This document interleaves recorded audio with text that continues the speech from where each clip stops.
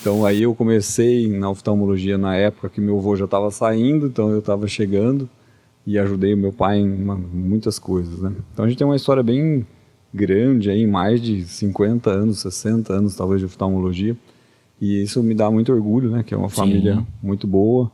Eu me estudei bastante, fiz medicina em Alfenas, sul de Minas Gerais, fiz a minha residência aqui na FAMERP durante 4 anos, e depois eu fui me subespecializando e acabei fazendo todas as especializações de oftalmologia possível ali. Então eu fiz desde catarata, glaucoma, transplante, retina cirúrgica, fiz estrabismo, fiz um pouco de plástico ocular também, na minha especialidade.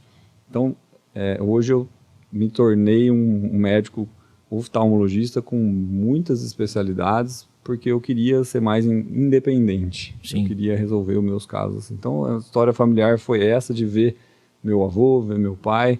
E desde quando eu fiz medicina, eu sempre falava, vou ser oftalmologista. As pessoas me perguntavam o que você vai fazer. Eu falei, não, estou fazendo oftalmologia, não estou fazendo medicina. Né? Eu sempre falava já sabia o que... Faz parte fazer medicina para ser oftalmologista. E aí, gostou desse corte? Então não esqueça, se inscreva no canal, ative as notificações, dá aquele like e compartilha para todo mundo. O link para o episódio completo tá aqui embaixo. É só clicar e assistir.